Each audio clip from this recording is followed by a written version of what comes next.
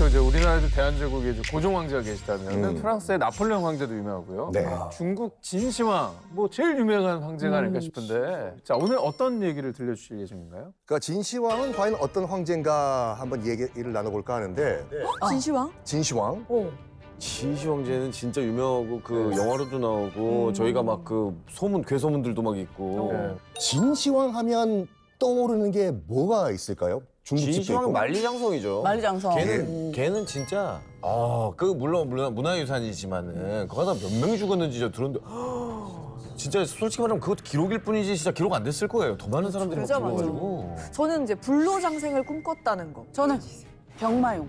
병마용 그렇죠. 병마요. 네. 병마요 정확히 뭡니까? 병마용이요? 네. 제가 알기로는 그 돌 같은 거 아니에요? 돌뭐 근데 저랑 돌같이 여러 명이 이렇게 있는 거. 맞아. 아까 인형. 진시황이 사후에 또 자기를 지켜달라고 하면서 네. 이 흙으로 사람 똑같은 크기의 병사를 만들어서 자기 능 앞에 딱 진열을 시킨 거예요. 이거 봐. 이걸 다 누가 했겠냐고요. 부하들이 한 거 아닙니까? 자기가 직접 했겠어? 만리장성부터 시작해가지고 이 병마용까지 시작해서 불로초 구하러 또 누가 갔겠어? 지가 갔겠어요? 아 그렇죠. 아니 또 부하들이 갔을 거 아니에요? 이 정말 이 사람이 그런데 그 중국인들에게 가장 존경하는 인물, 중국사에서 가장 영향을 많이 미친 인물 2명을 뽑아라. 그러면 1, 2위가 마오쩌둥이랑 진시황이에요. 마오쩌둥이랑 진시황. 그래서 현재의 중국을 만든 사람이다. 중국 자체다. 이 말인데 근데 방금 말씀하신 것처럼 만리장성 건설하고 병마용 건설하면서 네. 수많은 백성들이 죽었거든요. 그러니까요. 그래서 오늘은 이 진시황이 과연 성군인가 아니면 폭군인가 이거 한번 우리가 얘기를 나눠볼까 합니다. 이거 모르겠다. 근데 진짜 이 진시황이 사상 최초로 중국을 통일을 했는데 몇 살에 통일을 했을까요, 중국을? 몇 살까지 살았어? 영앤리치인가요? 진시황이 불로초를 그렇게 좋아하고 찾아다녔잖아요. 네. 근데 딱 50에 죽어요. 되게 빨리. 그러면 아니 그 당시에는 빠른 게 아니지 않나요? 50이면? 평균보단 많이 살았어. 진시황은 39살에 중국 대륙을 통일합니다. 딱 제 나이인데 제 나이 때 와, 엄청 빠르네. 완전 어린 나이에 성공한 거 아니에요? 그죠? 몇 개의 나라를 통합한 거예요? 그게 이제 전국 시대였는데 전국 시대는 진나라를 포함해 가지고 7나라가 있었거든요. 제초연 조한 위 진. 그래서 6나라를 격파하고 중국 대륙을 통일한 거예요. 39살. 사상 최초로. 사상 최초로. 어떻게 이게 가능하지? 본명은 영정이에요. 네. 영정이 왕이 된 것이 12살 때였어요. 너무 어리잖아. 저 12살밖에 안 됐으니까. 욕심이 굉장히 큰 왕이었어요. 그 이제 중국 통일 과정 한번 말씀드릴게요. 네.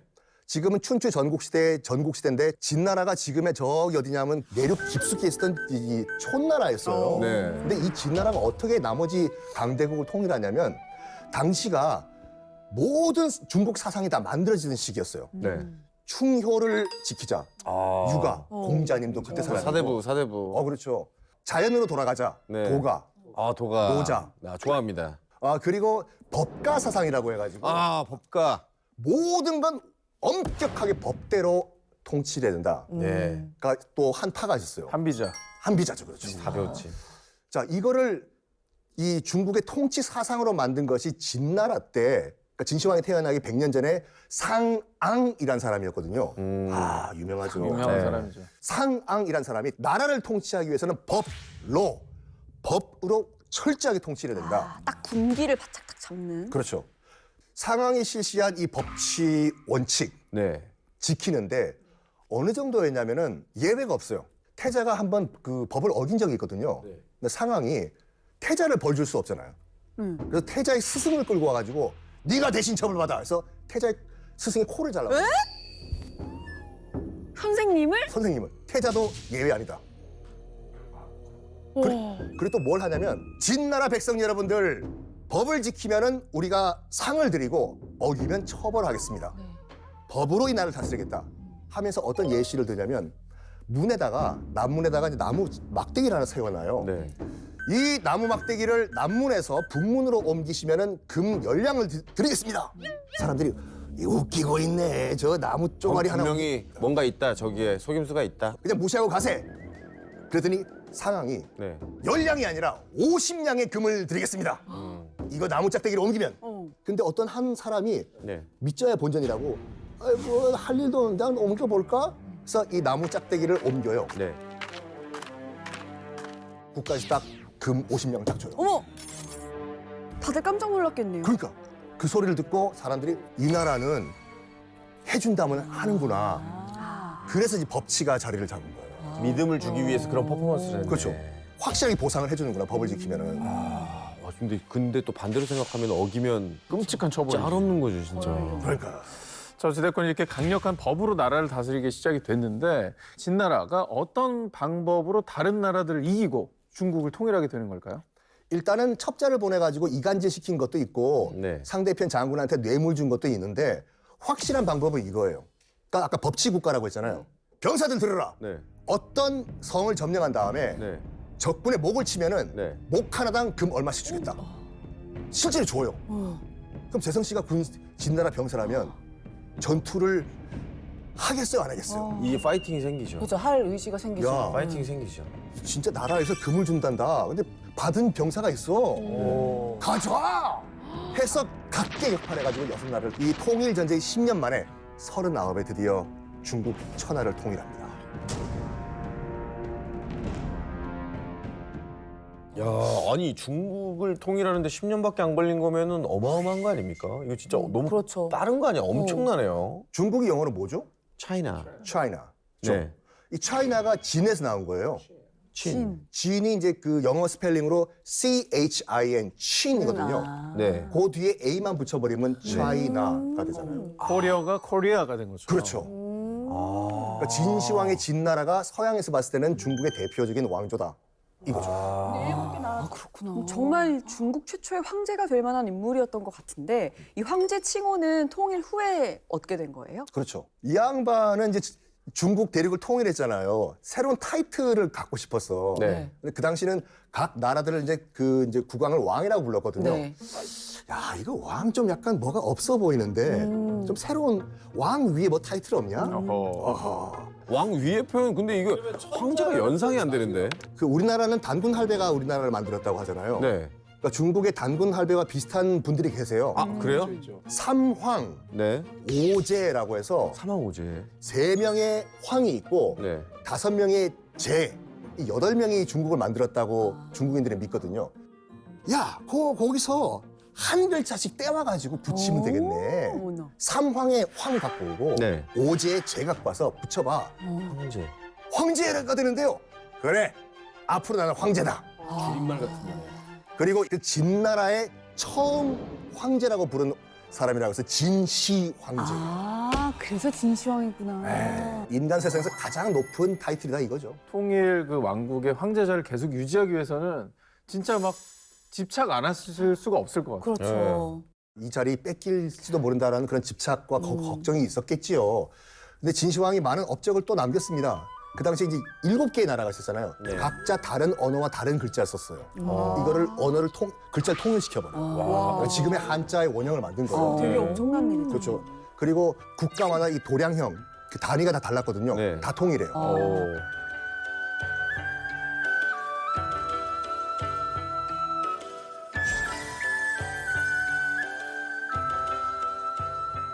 정말 내가 통일한 이 진나라, 네.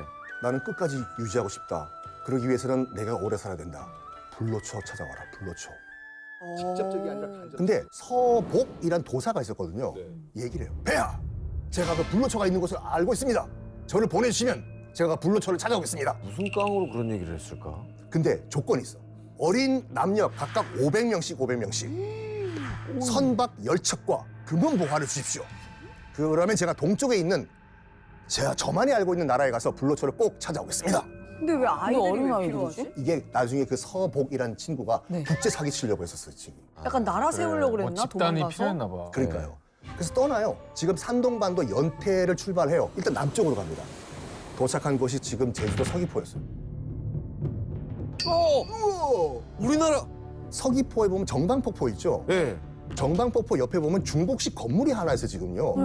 거기가 서복 기념관이에요. 그럼 뭘 기념한 거예요? 서복이 서귀포에 들렸다는 걸 기념하기 위해서. 이 사람이 이 양반이 나중에 뭐가 되나 보다. 그러니까. 그리고 옆에 한자로 서불과지라는 네 글자가 쓰여 있거든요. 네. 서복 또는 서불이 여기 왔다 갔다라는 글자예요. 정방폭포 옆에. 그리고 서귀포라는 이 도시 이름도 네. 서복이 여기 왔다가 서쪽으로 돌아갔다 해서 서귀포예요. 어? 아니, 제주도를 진짜 많이 갔었는데 서귀포라는 이름이 이렇게 유래한 거는 정말 몰랐고 네. 전시관까지 있다는 게 너무 신기하네요. 예. 아 근데 중요한 거는 결국 서복은 황제를 상대로 어떻게 국제 사기를 친 건지 이거 너무 간이 배 밖으로 나온 거 아닙니까? 일단 500명의 어린아이들을 데리고 갔다는 것은 자기가 네. 또 나라를 만들겠다 그러니까요. 이런 말이죠. 그래가지고 서복은 안 돌아와요. 돌아오겠습니까? 안 오죠. 불로초가 어딨어. 네. 그래서 두 가지 설이 있어요. 서복이 이 아이들을 데리고 중국 남부지방, 지금 홍콩 쪽으로 갔다는 설도 있고 일본으로 갔다는 설도 있어요. 그럼 진시황이 가만히 있지 않을 것 같은데? 한 성격 하잖아요. 그래가지고 야 계속 물었어. 야 서복 왔냐? 알았습니다. 다음날 서복 왔냐? 알았습니다. 야 찾아와 가서. 그러고 해서 노생이라는 또 하나를 보내요. 그래가지고 걸어 동쪽에 와서 지금 또 산동성 연태까지 와요 또. 이 노생도 불안한데. 그러니까 분명히 여기 연태에서 출발했다고 하는데 돌아올 기미는 없고 이 서북의 그 흔적은 없고 터벅 다시 이제 돌아갑니다. 네. 가다가 어떤 도사를 만나요. 도사들이 왜 이렇게 많아요? 아니 뭘 가면 도사들이야. 아, 중국에 사람이 얼마나 많네. 아 맞네. 거기 인구가 또. 딱 보니까 도사같이 보이니까 노생이 하소연을 한 거야. 노생이 이런 일 때문에 나 정말 지금 멘붕 왔다. 이 책을 진시황한테 가져다. 책을 줘. 뭐야. 이거 뭐지? 천록 비결이라고 해서 네. 미래 예언서예요. 네. 뭐야 또? 이 안에 내용 다 파악하면은 영생을 누릴 수가 있다. 불로장생할 수 있다. 감사합니다. 시시해, 땡큐. 그래서 이 천록 비결을 들고 일단 진시황한테 가는데 갔어. 너무 옛날 문자라 가지고 해독이 안 되는 거예요. 근데 딱 한 구절만 해독이 돼. 망진자 호, 그러니까 진나라를 망하게 하는 자는 호다. 호. 호라는 나라가 없잖아요. 호라는 글자가 이 해석을 어떻게 했냐면 호가 오랑캐 호자로 해석을 하는 거예요. 그 진시황은 그때 이제 가장 강력했던 오랑캐가 흉노족이었거든요. 아 맞아. 걔네 때문에 만리장 쌓았. 네. 우리 진나라를 망하게 하는 것은 흉노족 오랑캐다. 만리장성 쌓아라.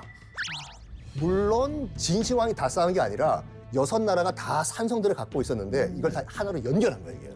진시황. 연결이었구나. 야, 요 네 글자 때문에 시작된 거예요. 망진자호. 네 글자 때문에 지금 만리장성을 건설하기 시작했습니다. 아니 이게 연결된 거라는 거는 추호도 몰랐고 그냥 제가 알기로는 달에서 봐도 육안으로 보일 정도로 큰 사이즈를 자랑하는 그런 성이라고만 알고 있거든요. 총 연장 길이가 6,300km예요. 우리나라를 넘어가네요. 우리나라 넘간요. 서울 부산이 450km인데 그러니까요. 한반도를 쭉 물론에. 감쌀 수가 있어요. 네. 오.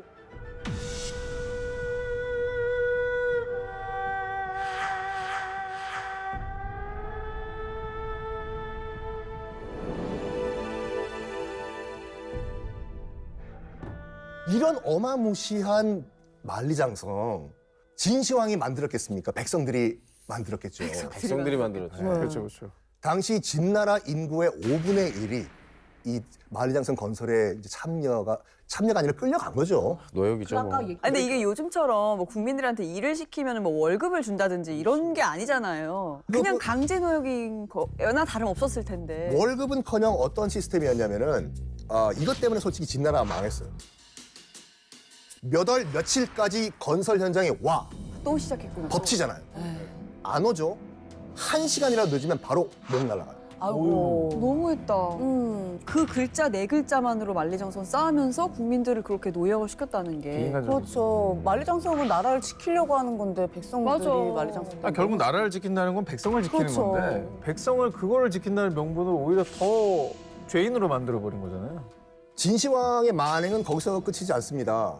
내가 황제인데 나의 스케일에 맞는 궁전이 필요하다 해서 초호화 궁전을 건설하기 시작해요. 그게 그 이름도 유명한 아방궁이에요. 비난할 때 약간 너무 과도한 그런 걸 좀 비난할 때 아방궁이라고 하잖아요. 그러니까 호화스러운 큰 건물들을 보고 대부분 야 아방궁 같다 막 이렇게 하잖아요. 그러니까 얼마나 컸어요? 이게 동서로는 700m, 남북으로는 120m. 700m요. 그리고 가운데 있는 중앙 건물 있잖아요. 네. 경복궁으로 치면 근정전. 여기가 얼마나 넓었는지 10,000명이 동시에 앉을 수 있었다. 그리고 아까 6개 나라를 멸망시켰다고 했잖아요. 6개 나라를 상징하는 궁을 각각 6개 만들어라. 진짜 그리고 무슨 부루마블 했네. 이 양반. 그리고 6개 나라에서 끌고 온 여인들을 다 그 궁전 하나하나에 후궁으로 넣어라. 아, 조금 약간 좀 과해지기 시작했다. 너무 심하게. 근데 진시황 살아생전에 아방궁 건설이 완성이 안 돼요. 아 그래요? 네, 자기 완성되는 거 못 보고 죽습니다. 저거 짓는데도 사람이 되게 많이 필요했겠네요. 진나라 전 백성들이 진시황을 위한 건물과 이 장성 건설에 동원됐다고 보시면 돼요. 아이고 아이고.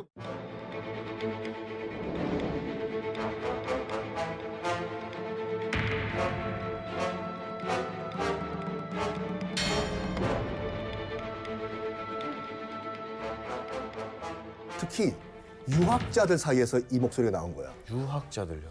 천하의 주인은 백성입니다. 백성을 이렇게 괴롭히시면 이 군자의 도리가 아닙니다. 이런 말을 한 거야. 네. 야야야, 우리가 이 유가라든지 도가 이거 봐줬더니 슬슬 기어오른다. 유학자들 공자의 말씀이 있다는 그 책들 싹 다 불태워버려. 아, 철학책들. 철학책들. 책을 태운다고 해서 분서예요. 아, 당연히 유학자들은 가만히 있겠나. 공자님의 책을 태우니까 네. 무엇이야 이거 공자님의 지금 책을 태우냐. 이러면 안 된다. 안 된다. 진시황 물러나라. 야, 시범 케이스로 쟤네들 죽이자. 아이고. 한 400 몇 명만 이제 시범 케이스로 끌고 와가지고 산채로 묻어버려. 산채로 생명. 유학자를 묻어버린다고 해서 갱유예요. 그게 이걸 진짜 무섭다는 거였어요. 비유가 아니라? 그 실제 있었던 일이에요. 분석행. 합쳐가지고 분서 갱유라고 하는 사건입니다. 근데 여기에 또 다른 사람이 반발을 해요. 진시황의 큰 아들. 누구예요? 진시황의 큰아들 처음 들어보는데. 지금 제가 처음 말하니까 그렇죠. 아 그렇군요. 아유. 아 나 아까 얘기했는데 또 까먹은 줄 알고. 아우. 진시황 큰 아들이 부소라고 있었어요. 부소? 이 사람은 진짜 착한 사람이었어요. 부소가 얘기하는 거야. 어떻게 유학자들 다 생매장을 시켜버리시고 책들을 다 불태워버립니까? 안 됩니다, 아버지. 아들이 말해서 다행이다. 그러니까. 근데 아들인데 죽일 수는 없잖아요. 그렇죠, 그렇죠. 너 반성해. 만리장성 건설한 저기 변방 가서 네. 고생하고 와. 어머나. 공사장으로 보내버려. 아들을? 큰 아들을 보내버려. 그 귀한 태자를. 큰 아들 태자를. 야 이러면 못 말리는 사람이네. 와. 왕자마저 반발할 정도면은 나라가 제대로 버티기가 힘들었을 것 같은데요. 그렇죠. 그 진시황이 통일했던 진나라가 몇 년 갔을까요? 그렇게 강력한 황제였는데. 또 다 통일하고 했으니까 그래도 꽤 오래 가지 않았을까요? 딱 15년 가요. 되게 짧았다. 15년. 15년 만에 진나라가 망해버려요. 뭐에 무너지는? 어떤 일이 있었냐면 네. 그 진시황이 뭘 좋아했냐면 자기가 통일한 나라를 구경하고 다니는 걸 좋아했어요. 아, 업적 구경하는 거. 여기가 내 땅이다. 여기가 내 땅이다. 중국 대륙을 그 교통이 안 좋았을 그 당시에 5번을 돌아요. 여행을 계속 다녔네요. 계속 다닌 거야. 계속 다니는 것이 이제 일단 자기가 통일한 땅 보고 싶었던 네. 거고 두 번째가 반란 일으키지 말라고. 그래서 시찰 같은 거 다니는 거. 이러다가 기원전 210년에 네. 너무 무리를 하다 보니까 네. 지금 그 사구라고 베이징 남쪽에 있는 지역이거든요. 네네. 거기서 객사를 해버려요. 어머나. 진시황이요? 진시황이. 그러니까 진시황은 거기 자기도 이제 죽기 직전엔 몸이 아픈 걸 알았어. 그래서 뭘 먹었냐면 그 기록에 따르면 수은을 먹었대요. 수은요? 네. 비지구. 그러니까 빨리 죽지. 그러니까 그게 직접적인 사인이라는 얘기도 있어요. 이게. 그게 불러주네.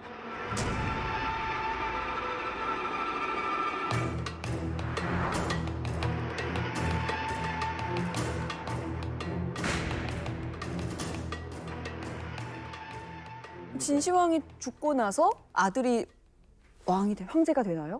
여기서 또 반전이 있어요. 진시황이 죽은 시신을 유일하게 한 사람밖에 안 봤어. 네. 진시황을 이 보필하던 조고라는 환관만 본 거예요. 네. 진시황이 죽은 건 나 혼자밖에 못 봤는데 어허. 이거 잘하면 내가 이 나라의 권력을 내가 쥘 수가 있을 것 같아. 무섭다, 무서워. 근데 유서를 남겨놨어 진시황이 그 죽기 유서를 전에. 아는 사람이 조고밖에 없었죠. 그렇죠. 아. 유서에는 내가 죽은 다음에는 부소 큰아들에게 황제 자리를 물려줘라고 썼어요. 그렇겠지. 그 유서를 조고만 갖고 있는 거예요. 어머나. 이야. 유서 내용은 나밖에 모르는데 어? 요거 위조를 한번 할까? 아, 믿을 사람 하나도 없네. 안 돼, 안 돼. 부소는 굉장히 올바른 사람이었거든요. 얘가 황제가 되면 내가 권력을 유지를 못해. 어. 진시황이 이제 공식적으로는 아들이 30명 정도 있었다고 하는데 네. 모르겠는데. 몇 번째 아들이라고? 18번째 아들 호해라는 아들이 있었어요. 얘가 약간 띠리리리띠리. 그리고 조고가 한때는 스승이었어요. 요 호해를 황제로 만들어버리면 내가 뒤에서 권력을 쥐락펴락할 수 있을 것 같아. 야, 화이트 갖고 와. 부소 지워. 써. 호해라고. 호해. 부서는 그럼 어떻게? 부소에게도 명령을 내려요. 유언장을 가짜로 조작해서. 자기가 진시황 그 필체를 알거든. 부소, 너 죽어. 자결하라는 편지를 보내요. 그건 사인- 아니지. 그건 아니에요. 아니지. 건설 현장에 있던 부소가 받아봐요. 아바마마께서 지금 이걸 보냈었다고? 너 죽어. 너 다이. 안 믿을 것 같아요. 아버마마가 자기한테 그렇게 했다라는 것 자체가. 옆에 있는 신하들은 다 말려. 이거 뭔가 있다고. 네. 지금 당장 수도로 들어가가지고 확인하시라고. 이거 자체를 의심하는 것 자체가 불효다. 뭐야. 나 없는 진나라를 잘 통치하기 바란다. 독약을 완샷 때리고 뚝뚝뚝 스스로 목숨을 끊습니다. 아, 이 사람이 성군인데. 이 사람이 이거 받았어야 돼. 그러니까요. 그래서 조고의 그런 계략에 따라서 호해가 제2대 황제가 돼요. 2세 황제가. 미꾸라지 하나 어머나. 진짜. 제대로 통치를 못했겠는데요? 그러니까 아까 망진자 호라고 했잖아요. 네. 네. 아,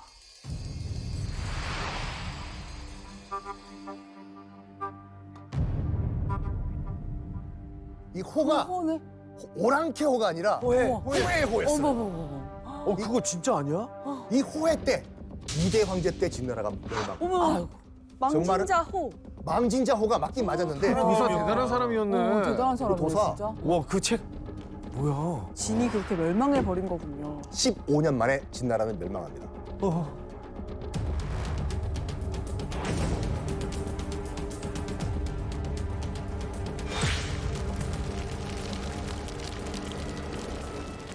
중국이라는 대륙을 통일하는 것 자체가 엄청난 업적이잖아요. 그렇죠. 네. 사실 뭐 즉위 후에도 좋은 정치를 펼쳤으면 얼마나 더 좋았을까. 아쉬움이 좀 많이 네. 남습니다. 네. 근데 진시황에 관련된 그 기록은 대부분 다 이 진나라를 멸망시키고 다음 통일 왕국이 된 이 한나라에서 네. 이제 썼어요. 그러니까 역사는 승자의 기록이라고 하잖아요. 그래서 한나라가 이 진시황을 약간 비하하기 위해서 많이 평가절하했다는 평도 있습니다. 좀 폭정을 일삼아서 망한 거다라는 식으로 역사를 썼을 가능성도 있겠네요. 그렇죠. 네.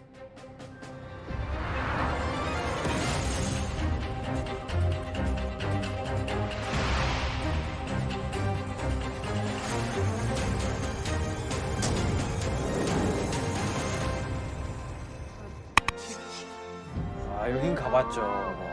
이게 한 곳에만 이렇게 있는 게 아니에요. 또 작은 데 쪽에 또 이런 것들이 또 막 있어요. 또 있어요? 저 병마용이 몇 개나 되는 거예요? 저게 한 4개씩 있다고 알고 네 개, 있는데 4개. 이게 가장 큰 겁니다. 큰 거, 이게 여기. 가장 큰 거. 하고 있더라고요. 처음으로 언제 찾은 거예요? 70년대 초반입니다. 70년대 초반. 초반에 그 어떤 그 농부가 우물을 파려고 하다가 저걸 이제 작은 파편을 먼저 찾았겠죠. 그리고 나서 그리고 이제 본격적으로 파내려 가다 보니까 이런 어마어마한 그 수호 군단을 발견을 한 겁니다.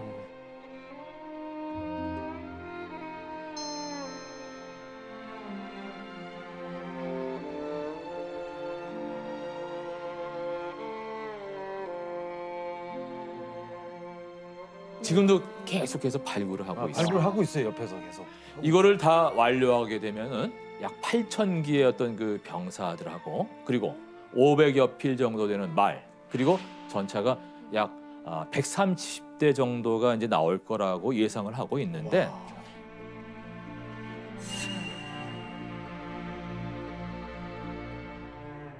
실제로 보면은 정말 압도당할 정도로 우리가 압도라는 말을 쓰죠. 정말 그 말을 실감하게 돼요. 저도 보고 너무 깜짝 놀란 게 표정 다르고, 옷 다르고. 엄청난 노동. 그러니 이런 것을 만들 수 있었던 그런 진시황이라는 사람이 얼마만큼 강력한 그런 권력을 가졌는가 하는 것도 우리가 알 수 있는 거죠. 그러네. 오늘날 이거 우리가 그 영어로 중국을 차이나라고 하죠. 네. 차이나라고 하는 것도 사실은 이 진나라에서 온 겁니다. 아. 진이라고 하는 글자가 로마로 건너가서 그 당시에 서양 사람들이 차이나라고 하는 말로 바꿔 부른 겁니다. 그것뿐만이 아니고 우리가 이제 중국의 왕들은 황제라고 부르죠. 이 황제라고 하는 말을 처음 만든 사람이 또 바로 이 진시황입니다.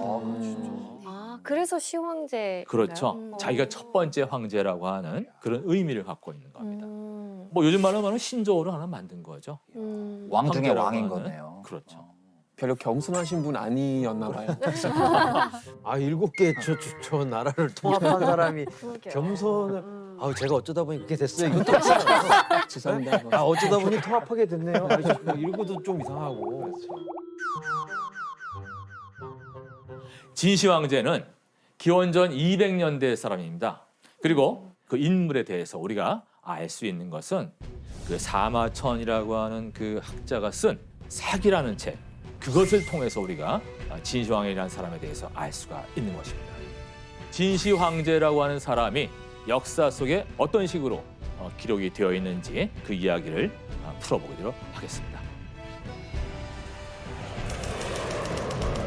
지금 이제 요거하고 연관해서 이런 이야기가 있어요. 자, 애영 씨가 한번 읽어볼까요? 네. 天下大事，分久必合，合久必分。 발음 참 좋다. 어떤 의미일까요? 천하의 대세라고 하는 것은 나님이 오래되면은 반드시 합하게 되고 합해진 상태가 오래되면은 반드시 나뉘게 된다. 이런 말입니다. 자, 진시 황제가 통일 국가를 이루기 전까지만 해도 중국은 7개의 나라로 나뉘어 있었습니다. 이걸 이제 우리가 전국 시대라고 하는데요. 이 7개 나라가 그냥 있었던 게 아니고 계속 싸움질을 합니다. 전쟁을 벌인 겁니다.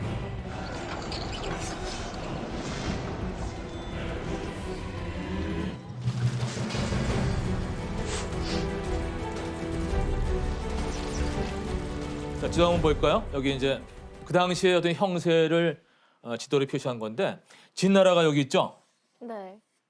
그리고 이제 진나라 이외에 6나라들이 이런 식으로 쭉 늘어서 있던 겁니다. 자, 그런데 이 많은 나라 가운데 하필이면은 진시황의 이 진나라가 통일을 주도할 수 있었던 어떤 이유가 있었던 거예요. 첫 번째 비결은 그 진시황의 곁에는 뛰어난 인재가 많았다는 겁니다. 학자가 많았어요.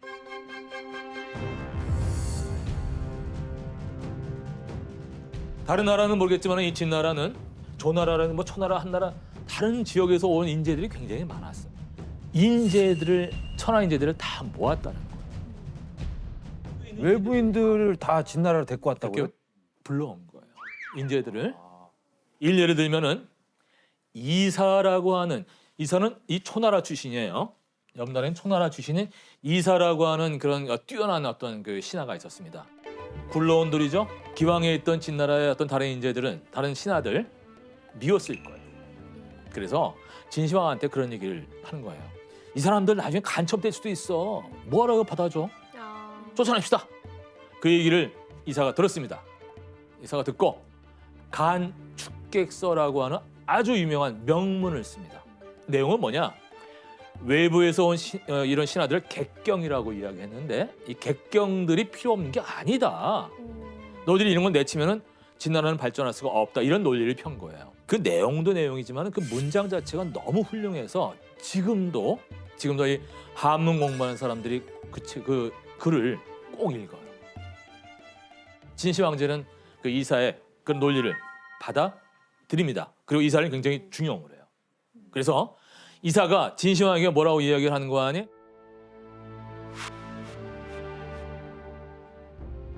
진나라의 강대한 힘과 대왕의 현명함이 있으니 모든 나라를 멸망시키고 천하를 통일하는 것은 화덕의 죄를 털어버리는 것처럼 쉬운 일이다. 지금이야말로 그런 절호의 기회이니 놓치지 말라는 그런 간언을 하는 겁니다. 그리고 그런 이사의 말을 듣고 진시황은 본격적으로 천하 통일을 위한 그런 움직임을 시작하는 거죠. 진시황제는 이사가 이제 올린 그런 계책들을 갖다가 받아들여서 그대로 시행을 하게 되는데요. 그 계책이라고 하는 건 뭐냐? 그 각 나라의 왕들을 한편으로는 황금으로 설득을 하고 또 한편으로는 말을 듣지 않으면 뭐죠? 죽인다. 거부는 죽인다. 이런 말을 갖다가 이제 올리고 그것도 시행을 합니다.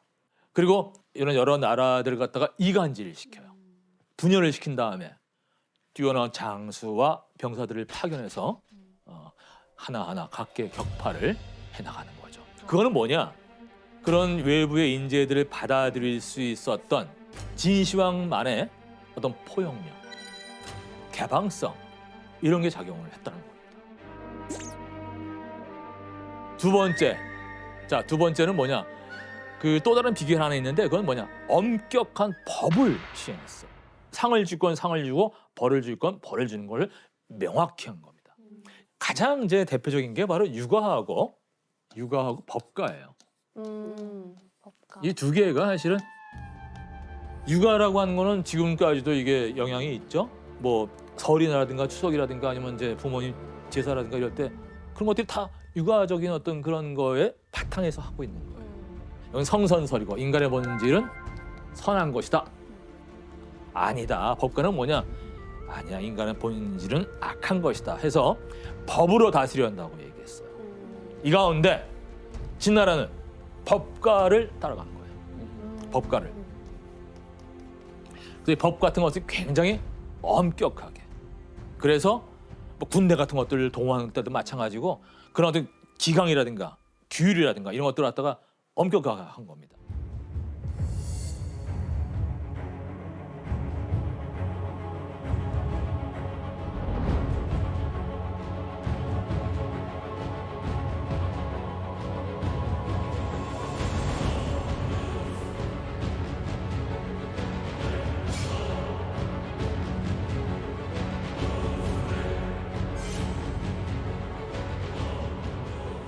세 번째 이유는 뭐냐? 이 진나라라고 하는 나라의 어떤 지리적인 위치예요. 좀 치우쳐 있죠, 한쪽으로. 변방이잖아요. 그 당시에 중원이라고 하면은 여기를 이야기하는 겁니다. 중심지, 문화의 중심지고 여러 가지 모든 것의 중심지예요. 이쪽은 바깥에 오랑캐 땅이잖아요. 실제로 해서 이 진나라는 이런 것이 단점이면서 장점일 수 있었던 겁니다. 그만큼 이쪽 지역은 외래 문명에 대해서 좀 개방적인 거예요. 왜냐하면 이게 실크로드의 길목이잖아요. 문명의 어떤 교통로입니다. 그러다 보니까 외부 문명에 대한 거부감 같은 게 좀 적은 곳이라는 겁니다.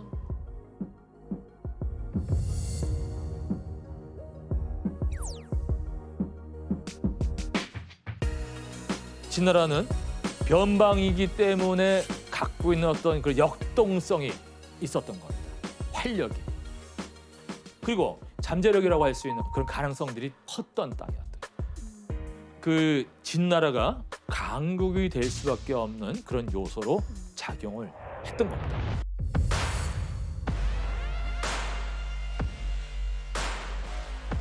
한이라든가 조나라라든가 연나라, 위나라 옆에 있는 이런 나라들을 갖다가 무너뜨리고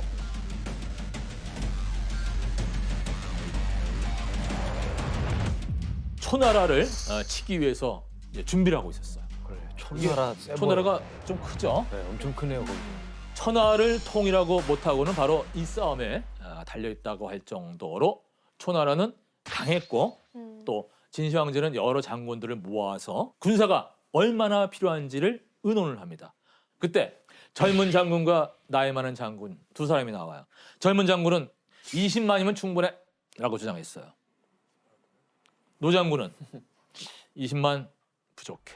한 60만은? 자, 진시황은 먼저 젊은 장군한테 20만을 줍니다. 실패했어요. 실패하고 돌아왔습니다. 그 다음에 노장군 말을 듣는 거죠. 아, 이건 아니구나. 60만 원을 딱 줍니다. 근데 60만 원 줬는데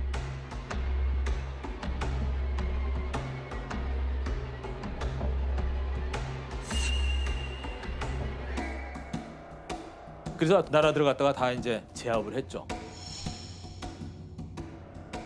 마지막에 남은 게 제 나라가 남았어요. 거리상으로도 제일 멀죠.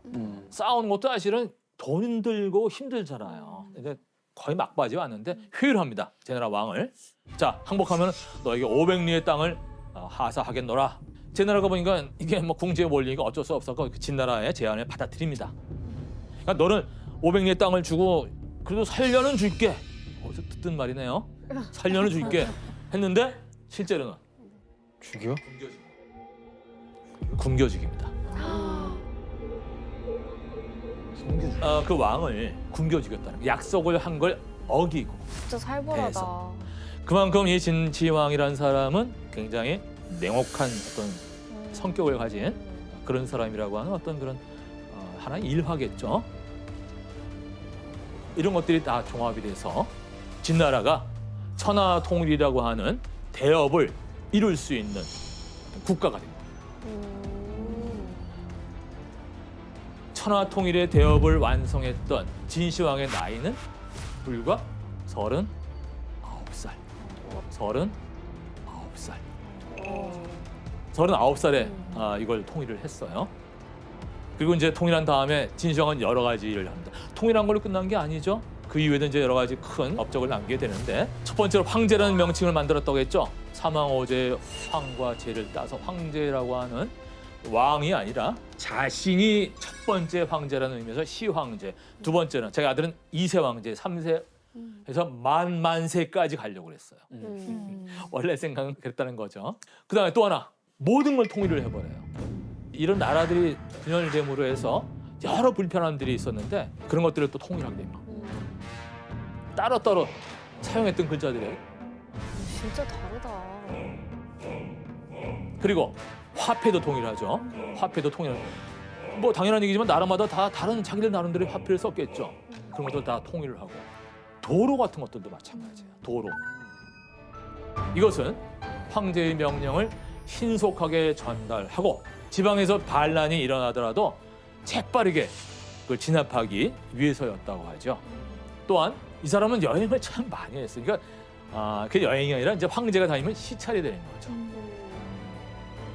한 번 떠나면 한 1년 정도 걸릴 정도로 그런 것들을 한 5번 정도를 했다고 이야기하는데 지금으로 말하면 워크홀릭이에요. 일벌레. 자, 여기서 하나 문제를 제가 내겠습니다.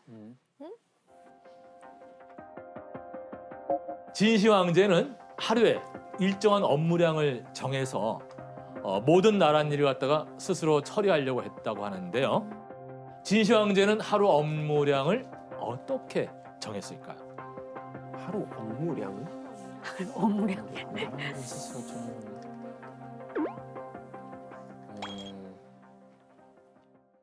정답. 너무 단순한 해 떨어지면. 해 떨어지기까지. 그러니까 해 뜨면 일하고 해 지면. 네. 그러면 봄, 여름, 가을, 겨울이 다 달랐겠네요. 정답. 네, 옛날 왕들이 업무를 처리하는데 우리 지금 책에서 뭐 쓴 거 아니고 조간에서 그렇죠. 쓰거든요. 어. 조간의 무게로 업무량을 재는 것이다.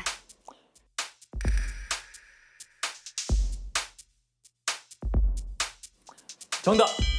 맞습니다. 정답입니다. 아영 씨가 말한 게 정답인데 진시 황제 재밌는 소재가 되게 많잖아요. 그래서 영화나 드라마에서 뭐 하도 많이 나와가지고 저는 진시 많이 황제 다루셨구나. 역사를 교과서에서 배운 거 아니고 드라마 보면서 많이 배웠어요. 그러면은 종이를 쓰기 전에는 뭘 썼을까? 어디다가 글자를 썼을까요? 서판인가요? 서판. 서판. 나무를 평평하게 만들어서. 그냥 나무가 아니고 대나무를. 왜냐하면 대나무가 변형이 좀 덜 되죠.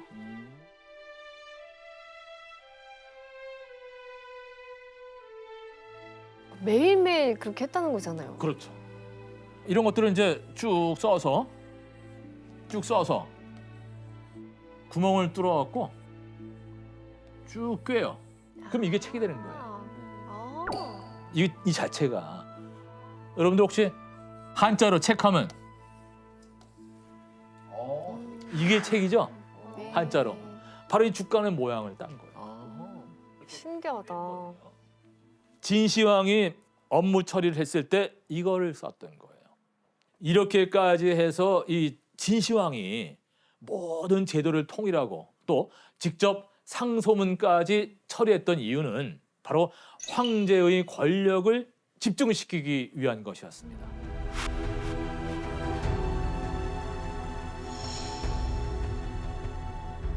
천안을 통일한 중국 최초의 황제라고 제가 말씀을 드렸죠.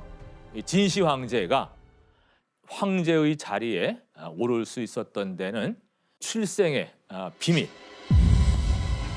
그리고 그 사람을 이제 왕으로 만들어 주었던 킹메이커, 또 후원자가 따로 있었는데 그 사람과의 어떤 그런 운명적인 만남이 숨겨져 있었던 것입니다.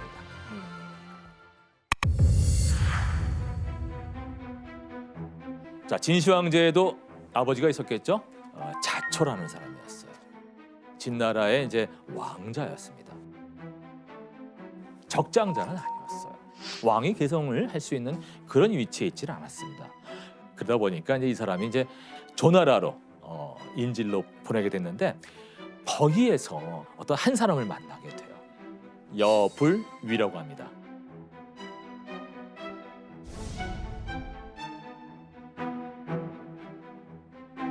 그 사람은 장사꾼이었어요.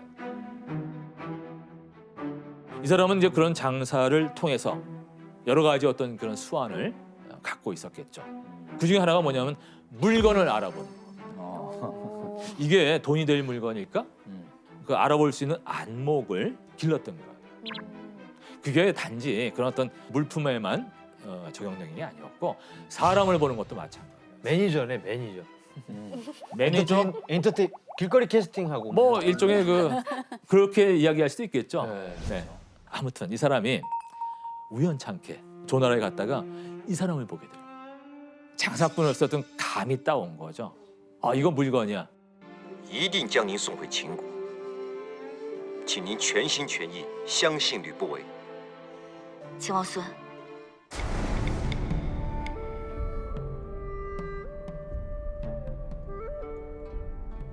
왕자인 줄 알고 접근한 거예요, 그러면? 왕자인 건 알고 있었어요. 근데 그 다음 왕이 될 거라는 보장은 할 수가 없는 거죠. 없는 건데 그 당시에 어떤 그 진나라의 상황은 어떤 상황이었느냐? 자초의 아버지가 가장 총애하던 정비한테는 아들이 없었습니다. 이제부터는 이 장사꾼의 수완에 갈린 거예요. 바로 그런 상황을 만든 겁니다. 원래는 아니었는데. 어떻게 하면 될까요? 자초를 그쪽으로 옮기면 되잖아. 그래서 아버지가 이 자초를 갖다가 태자로 삼아버려요. 성공했네. 그리고 나서 얼마 있다가 또 하나의 사건이 있었어요.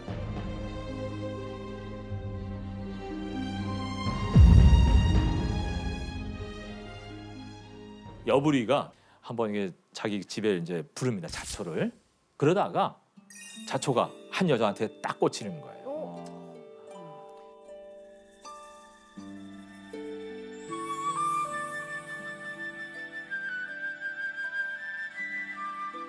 근데 그 여자가 또 하필이면 여불이의 애첩이었습니다. 아 복잡하네요. 벌써. 애첩이었어요. 근데 여불이는 좀 황당했겠죠. 아, 뭐 여기까지. 근데 어떻게 합니까? 이 기왕 투자한 거 크게 한번 간 겁니다. 자, 여기서 제가 퀴즈. 사기에 여불이 열전이라고 하는 그런 것이 있는데 거기에 따르면은 여불이가 이 자초에게 숨겼던 그 무희, 애첩의 비밀이 있다고 해요. 과연 그 비밀은 무엇일까요?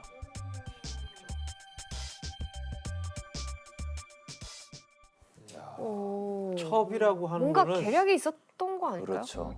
이 여불이란 사람이 굉장한 장사꾼이라고 하셨잖아요. 그러면 거기도 뭔가 계산된 게 있었을 것 같아요. 그러니까 그 여자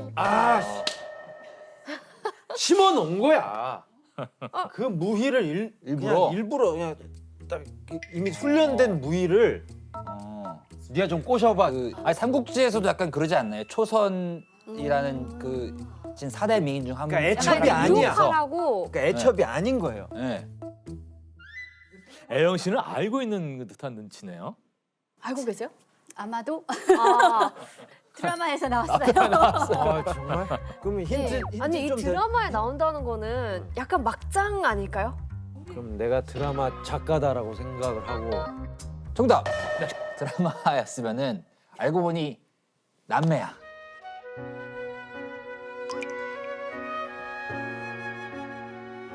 에헤이 그거 넘어갔어. 안 그렇지 않나요? 드라마에서 너무 진부한 막장 드라마. 아, 출생의 비밀은 아니고. 출생의 비밀은 아니고. A첩이잖아요. 아 애첩인 건 사실인가요? 정답. 여부리가 킹메이커라고 하셨잖아요. 킹메이커. 네. 왕을 만드는 사람이잖아요. 그렇죠. 애첩이니까 네. 자기 아들을 킹으로 만들고 싶었던 거예요, 왕으로. 그래서 무희를 임신시키지 않았을까?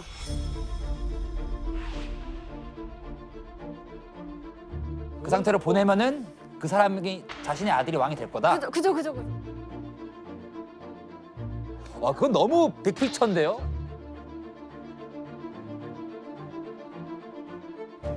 희정 씨가 정답입니다. 오, 진짜요? 희정 씨가 정답입니다. 오, 진짜요? 그 자초하고 잠자리를 같이 하기 이전에 이미 이 여자는 임신 중이었다는 겁니다.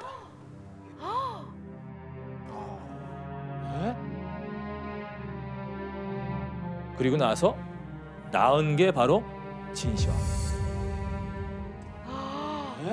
진시황을 낳은 거예요.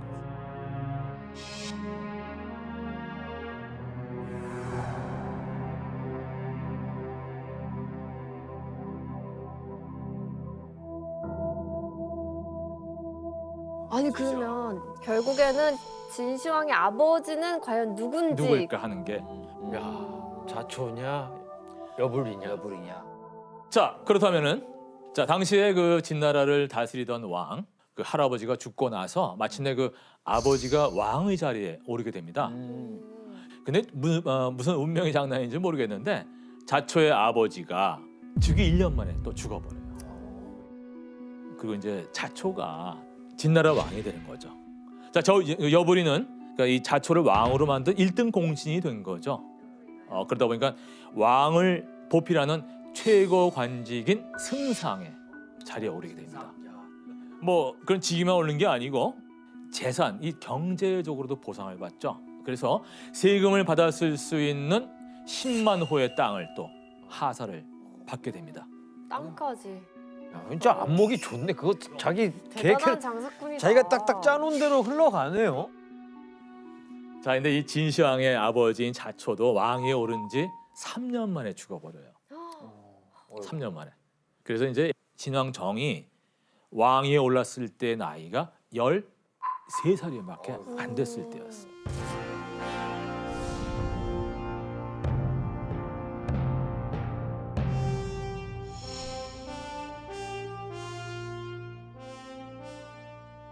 어린 나이에 왕이 되면은 가장 의지할 수 있는 사람이 누구죠? 엄마. 엄마밖에 없는 거예요. 그러면 그 엄마가 가장 믿는 사람이 누구죠? 여불이.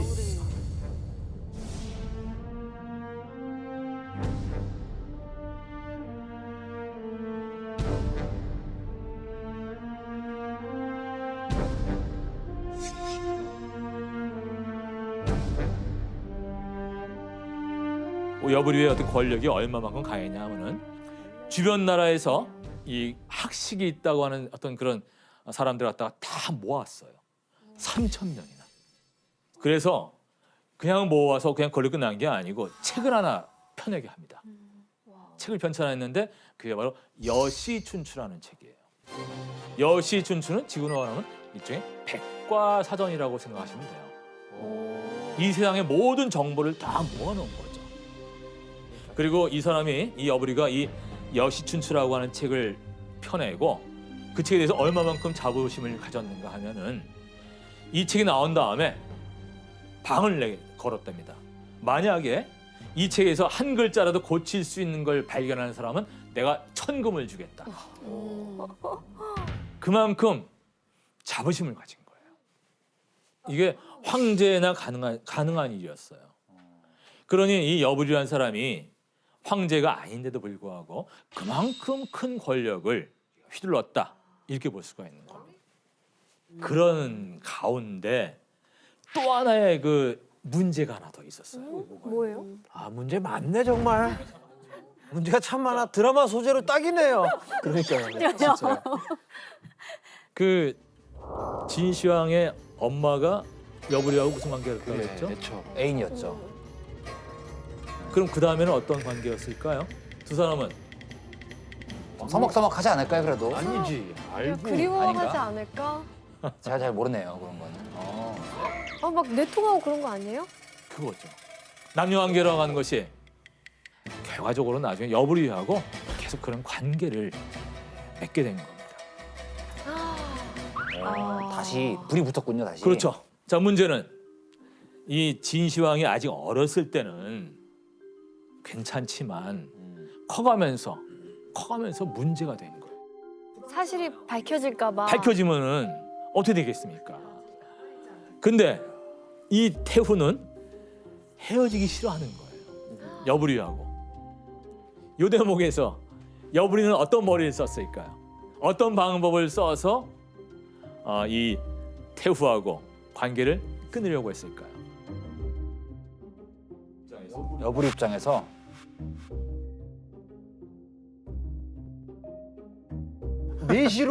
내시를 전업하는 거. 내시. 내시로. 여불이가 내시가 되는 거죠. 내시. 여불이가 환관이 되는 거죠. 황간. 그건 권력을 너무 포기해야 되는. 그러니까 너무 잃는 게 많죠. 대체물이 있으면 되잖아요. 대체물을 만들어준 거예요. 그래서 노예라고 하는 그런 어떤 다른 남자를 태우에게 소개를 해주고 자신은 이제 빠져버리는 거예요. 그래서 이제 노예가 잘 맞은 건가요? 잘 맞았죠. 결과적으로는 조기 태우가 쪽이랑. 좋아했습니다. 아, 애를 둘을 낳았다 그러죠. 그 사이에서. 아, 정말요? 노예와 태우 사이에서 애가 그러면 어떻게 되나? 진시황하고는 그 애들하고 관계는 어떻게 되는 거죠? 형제죠. 형제죠. 이복 형제. 이부 동모가 되겠다. 이부동물. 여러분들은 좀 그 얘기 들으면서 조마조마하고 이제 좀 뭐랄 걱정했던 대로 이 일이 다 발각이 돼버려요. 이 일이 다 발각이 돼버려요. 세상에 이게 비밀이 없잖아요. 이야, 발견. 어떤 고발장이 하나 들어온다 그러죠. 누가 이제 그걸 찔른 거예요, 한마디로. 그리고 또 거기다 그걸로 끝난 게 아니에요. 왕이 죽으면은 그 사이에서 나는 애를 갖다가 후계자로 삼는다. 이런 얘기까지 있었다고 합니다. 노예가 실제로 그 왕의 옥새하고 태후의 인장까지 위조해서 반란을 일으키려고 했다는 그런 말도 있습니다.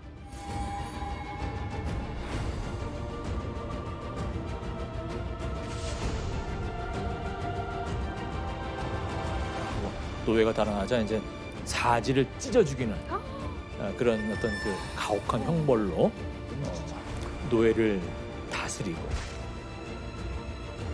그리고 아직 이게 끝난 게 아니죠. 그 누구한테서 시작된 거죠? 여불이잖아요. 여불이 어떻게 할 거야? 여불이 어떻게 할 겁니까?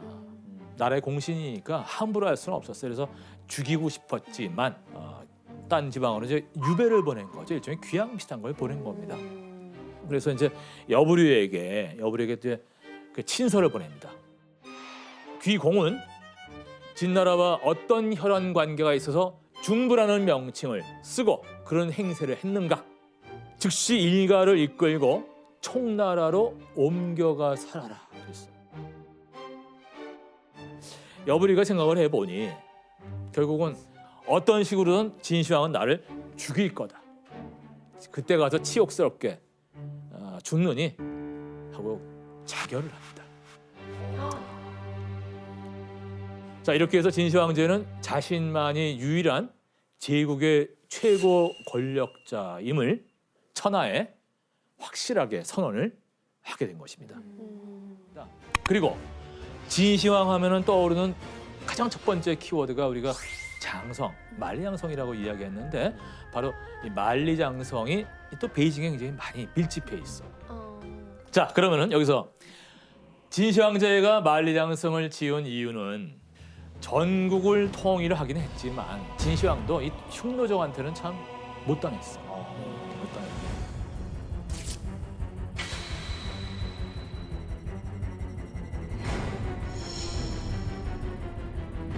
진시황제가 이제 그들을 막기 위해서 북쪽 현계에다가 이제 만리에 달하는 그런 거대한 장성을 세우라고 이제 명령을 하는 거죠. 사실은 육국의 그 형세를 볼 때 북쪽에 있는 그 나라들이 있었죠. 그 나라들은 다 장성들을 갖고 있었어요. 북방의 침입을 막기 위해서 이전부터 세워져 있던 성벽들을 연결해서 진시황 그때 새롭게 만든 게 아니고 요 지역에 있는 장성들을 활용을 한 겁니다. 새로 쌓은 것도 있고 저런 것들을 또 보수한 것도 있고. 그런데 나라를 지키기 위해서 시작한 그 만리장성 사업이 오히려 백성들을 갖다가 죽음으로 몰아넣었고 그리고 진나라의 멸망의 기운을 가져오게 되었습니다. 이 공사에는 무려 30만 명 정도의 병력이 동원됐다고 하는데요.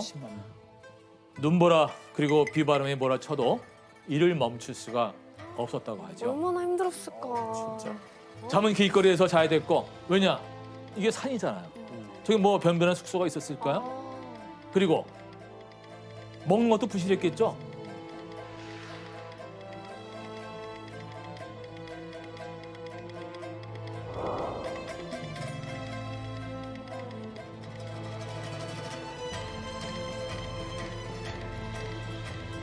무엇보다도 이걸 쌓기 위한 비용도 참 컸을 거예요.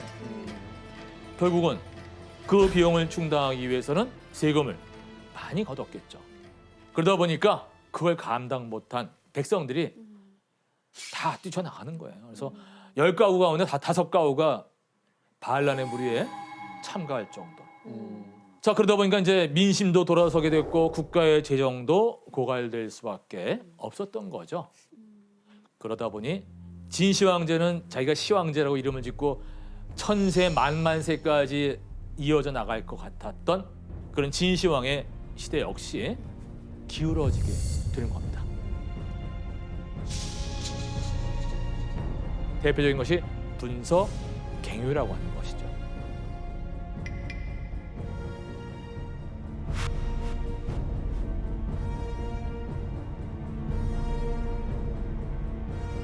통일을 이루긴 했지만 사람들 사이에서 전체주의, 통일국가에 반대하는 학살이 그 주의를 떠돌고 있었던 거죠.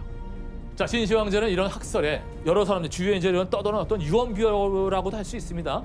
그런 거에 이제 백성들이 선동당할까봐 걱정을 한 거예요. 자, 그러던 중에 이사가 극단적인 어떤 탄압 정책을 주장하게 됩니다. 진나라의 기록이 아닌 것은 다 틀어버리라는 거.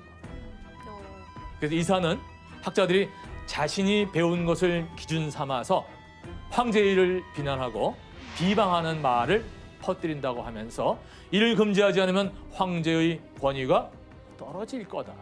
이렇게 얘기를 하는 거예요. 자, 시황제는 이사의 의견을 받아들이고 그 명령을 어기는 사람이 있다면 혹독한 처벌을 가하게 됩니다. 거예요? 진시황제는 2사람 이상이 만나서 과거의 기록에 대해 이야기하면 백성들이 보는 앞에서 사형에 처했습니다. 또 명령을 내린 지 30일이 지나도 책을 불태우지 않는 사람이 있다면 얼굴에 문신을 넣었어요.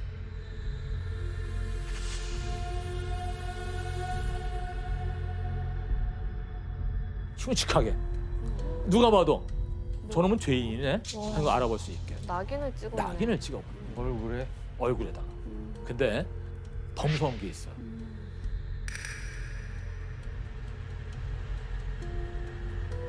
옛날 기록을 가지고 현실을 비난하는 사람이 있다면 삼족을 멸했습니다.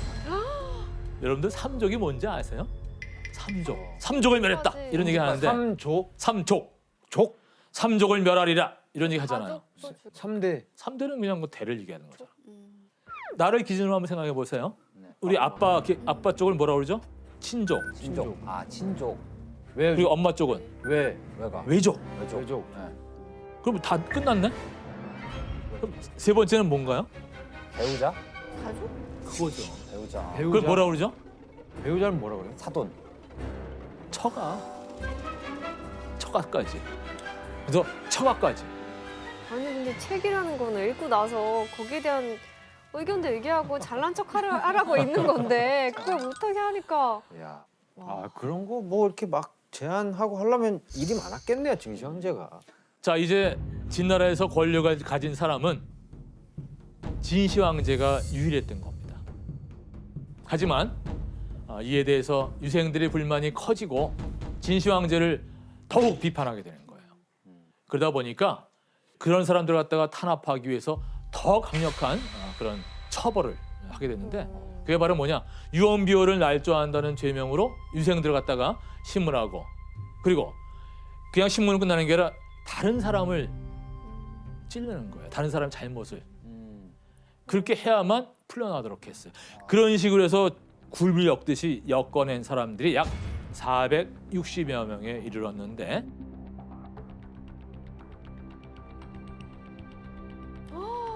구덩이를 파고 그 사람들 다 산채로 묻어버렸어요. 그거를 갱유라고 하죠.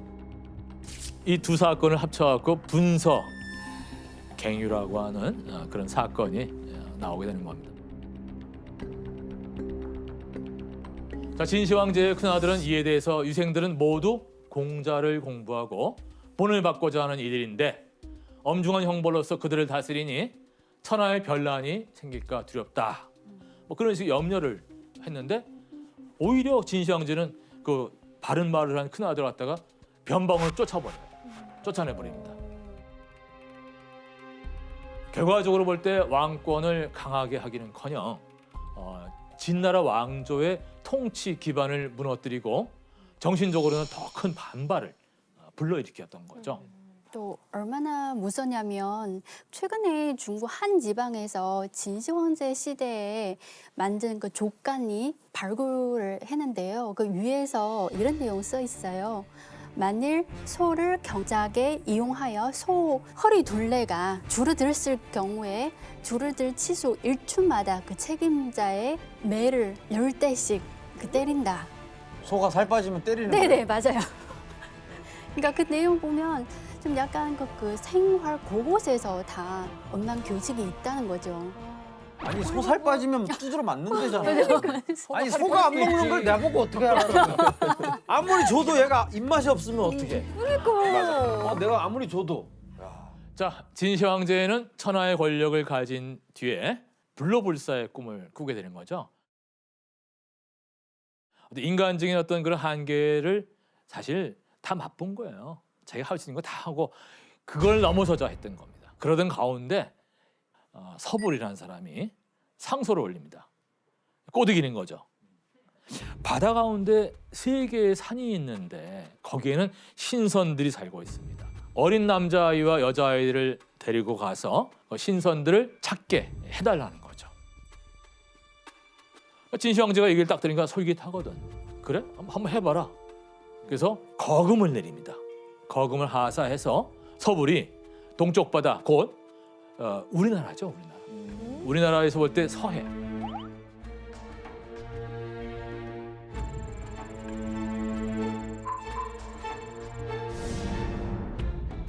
신선을 찾겠다고 떠나긴 했지만 서불도 뭐 어디서 그걸 찾습니까?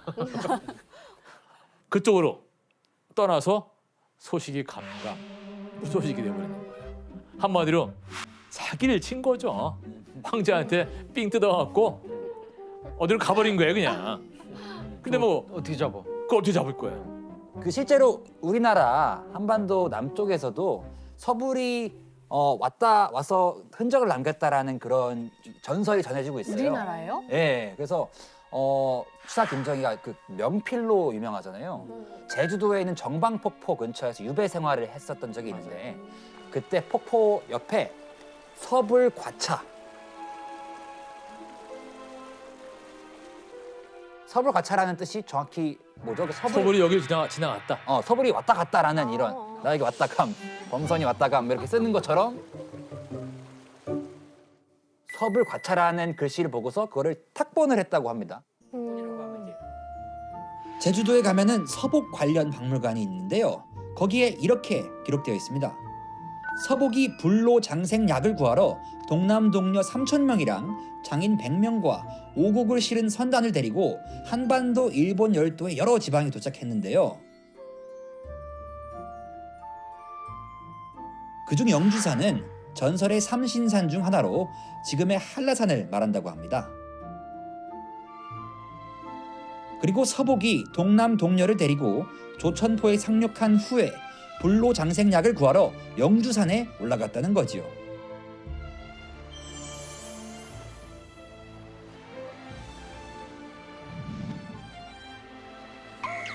서복 일행은 제주도에 머무는 동안 정방폭포의 절경에 감탄해서 정방폭포 암벽에 서불과차라는 단어를 새겼다고 전해집니다.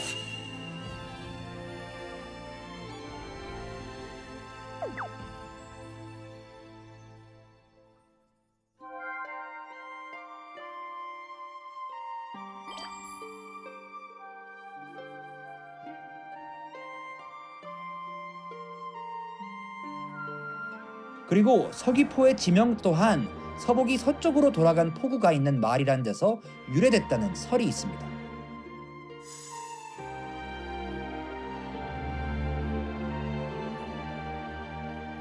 자, 진시 황제는 불사약을 구하기 위해서 할 수 있는 모든 노력을 다했습니다. 그 중에 하나가 이제 스스로 신선이 되려고 한 것이었는데 자신을 신선이라고 칭하는 두 사람이 나타나서 자신들이 약을 구하러 갔지만은 방해물이 있는 것 같다. 약을 구하기 위해서는 황제가 악귀를 피해서 진인이 되어야 한다고 이야기를 하게 됩니다. 네? 진인. 그게 뭐예요? 진짜 사람이죠. 예전에 그 신선을 추구했던 중국 사람들이 만들어낸 하나의 그런 개념입니다. 진인. 물에 들어가도 젖지 않고 그리고 불에 들어가도 타지 않고 구름을 탈 수 있으며 천지와 함께 영원히 존재하는 그런 신선과 같은 존재다. 그 경지에 도달하려면은 황제가 거처하는 곳을 사람들이 모르게 해야 된다라고 당부를 합니다. 그래서 진시 황제는 당장 내가 진인을 사모해왔다. 지금부터 진인이라 하고 나를 짐이라고 부르지 않겠노라. 그렇게 명령을 합니다. 그리고 수도북은 200리 안에 궁궐 270곳을 구름다리로 다 연결을 해버려요.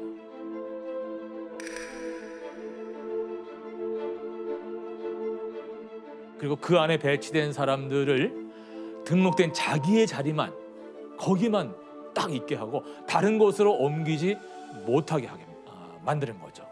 그게 왜냐하면 자신의 거처를 아는 사람을 최소화하고 발설하지 말도록 하게 됩니다.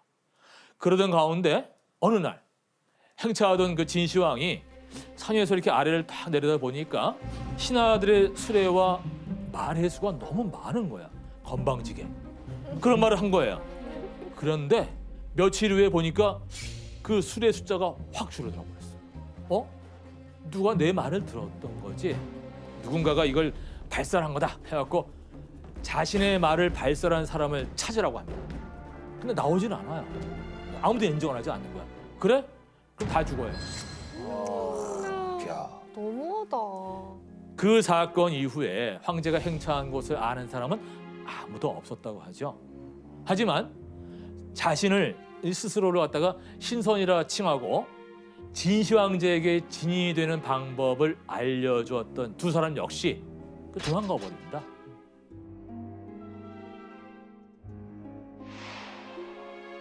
강력한 전제 군주로서 진나라를 다스리고 인간의 마지막 욕망인 영생을 갈망했던 진시 황제. 자, 그의 죽음도 인생처럼 화려했을까요? 진시 황제가 죽기 1년 전에 불길한 일이 여러 번 나타나게 됩니다. 어느 날 하늘에서 유성이 떨어졌는데 그 유성이 땅에 닿자마자 다 타버리지 않고 돌이 되어버렸어요. 근데 백성 가운데 누군가가 그 돌에 진시 황제가 죽고 땅이 나뉜다라는 글을 새겨놓은 겁니다. 그 소식이 진시 황제의 귀에 들어가게 된 겁니다.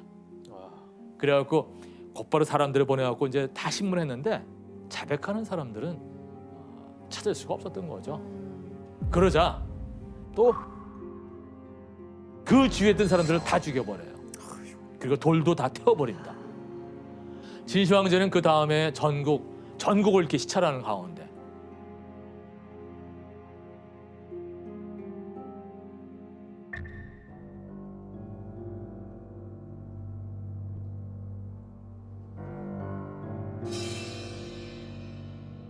시찰하다가 급격하게 쇠약이 들어서 위독해집니다. 하지만 시황제는 죽음이라는 말을 입 밖에 내기 싫어했던 거예요. 그래서 신하들은 감히 그 죽는 문제를 갖다가 황제한테 못했던 거죠. 시황제는 병이 갈수록 심해져 갔는데 자기의 후사가 좀 두려웠겠죠. 자기는 이제 깨달은 거야. 아, 이제 나도 그때가 됐나? 그래서 그 아들을 불러들이라고 했어요. 그런데 그걸 붙이기 전에, 답장이 오기도 전에 숨을 거둬버려요.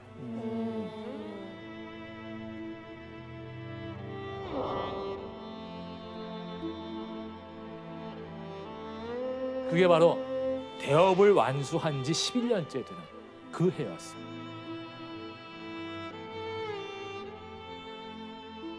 진시황이 사망의 원인에 대해서도 여러 가지 설이 있어요. 예, 하나는 진시황 어려서부터 몸이 되게 허약했고요. 또, 예, 원래 기관지염 그리고 연골증이 앓았는데 또 커서 왕이 된 다음에 워커릭이잖아요. 또 스트레스를 받아서 뭐 간질이 증상도 있었고 그래서 그 장거리 가는 동안 간질이 좀 발병해가지고 그냥 사망했다고 그런 설이 있더라고요. 몸이 약했구나.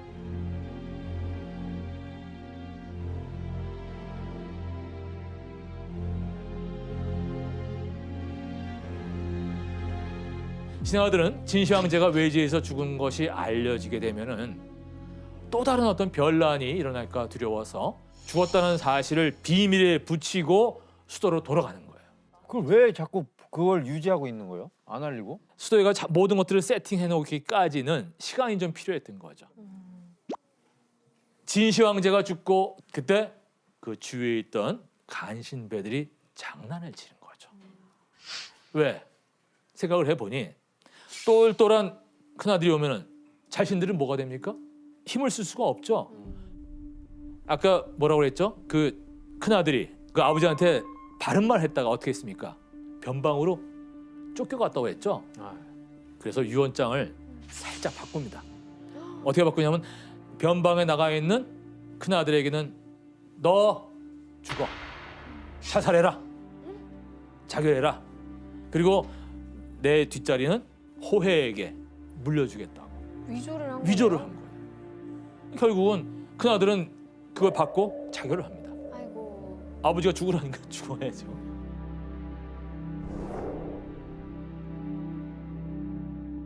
근데 문제가 생기죠. 사람이 죽었습니다. 그러면은 숨길 수 없는 게 있죠. 시신이. 자, 여기서 하나 문제를 제가 내겠습니다. 신하들은 진시 황제의 죽음을 숨기기 위해서 시신을 가마에 둔 채 수도로 돌아오게 됩니다.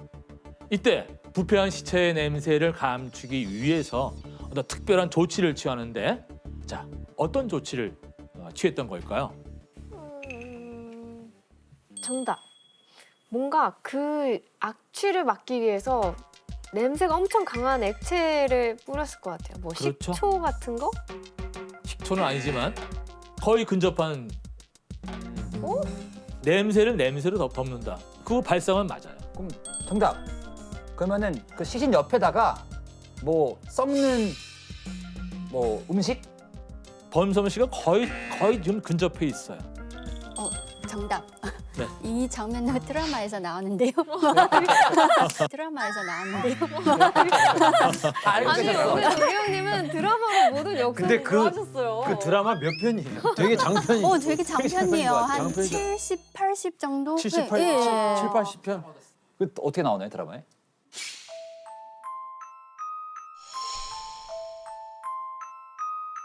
석은 무슨 생선 네. 가마에 넣어가지고 네, 비슷한 냄새예요.